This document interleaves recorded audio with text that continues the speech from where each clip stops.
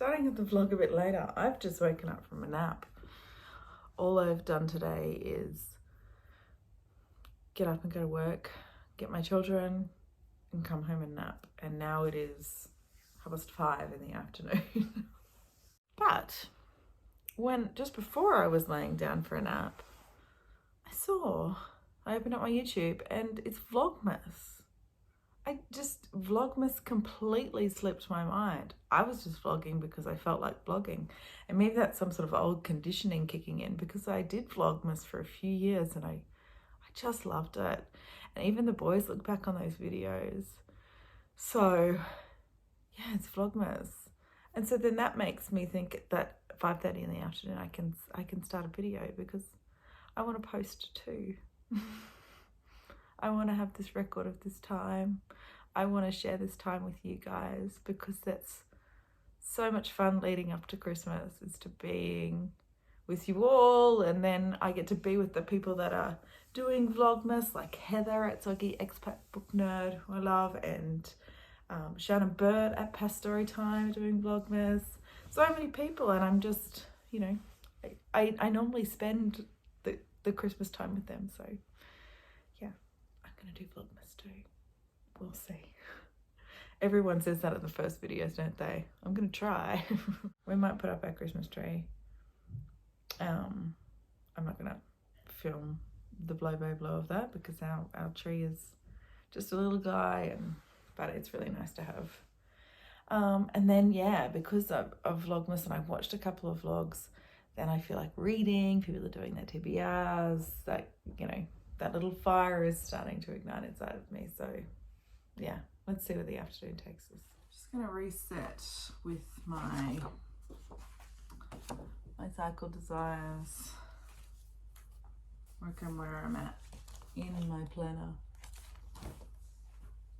Just do a reset and work out what we can do this afternoon.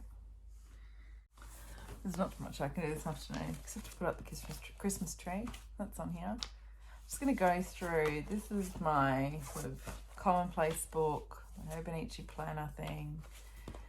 In here I wrote everybody's best of lists for 2021.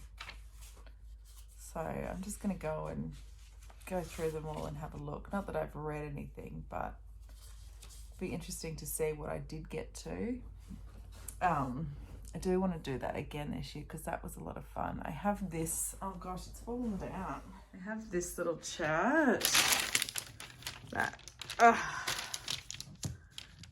did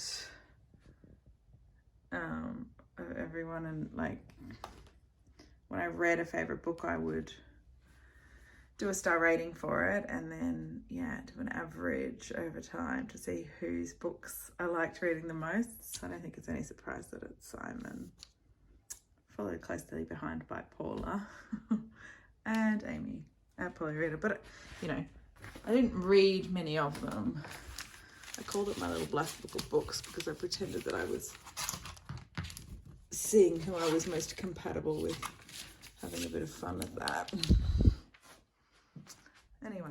Anyway, these lists, yeah, I'd like to do that again, because I found some really amazing books by reading other people's best of lists. But anyway, I'm just going to go through. I'm just going to have a bit of, you know, a bit of a play.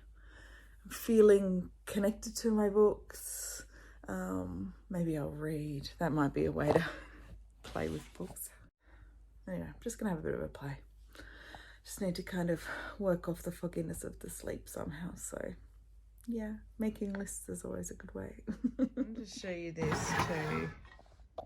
I have these cards for every day of the year, and the plan is, when I remember, is to write on them. See, that's 2017, then 2020, and what we did on that day, and then you can look at it. So yeah, I love this little system. There's prettier ways of doing it, but I haven't done, look, we're going to winter, into the reflection time. I haven't ever done it, but I've always kept them here. So yeah. Right on December 1st, what we did yesterday. Try and keep this up. And then these are my cards for the books I read this year. I read 36, and the last one I finished was on the 13th of October. Oh my goodness. But yeah, I just write on them what they're about and keep a physical record of it rather than a digital one, which I really like. Trying to find one that I just saw on a list and I can't remember. Oh my god, I can't remember when I read that. If you've watched an old vlog, gee.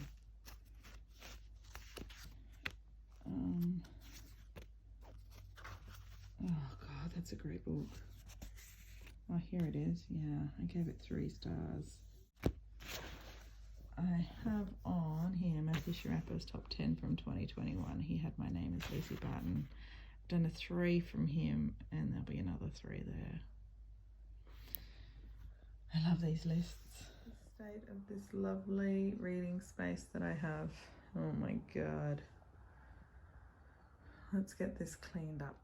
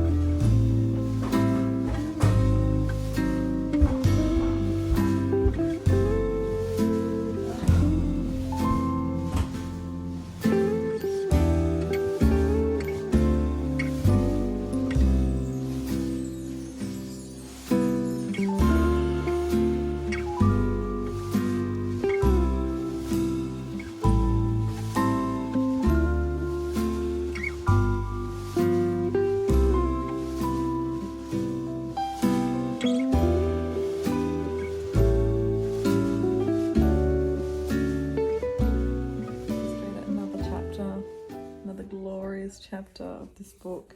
It's kind of one of those books which I did with Understory by Inga Simpson, where you didn't want to rush through it. Like, it was this beautiful kind of, let's just read a chapter and take in the words. We got introduced to 2 characters and they cut down a willow tree. One that, yeah, the guy who's telling the story, what's his name? Alan. The guy who's telling the story is Alan. And he cut down the tree with Frank, a willow tree, and they've split it.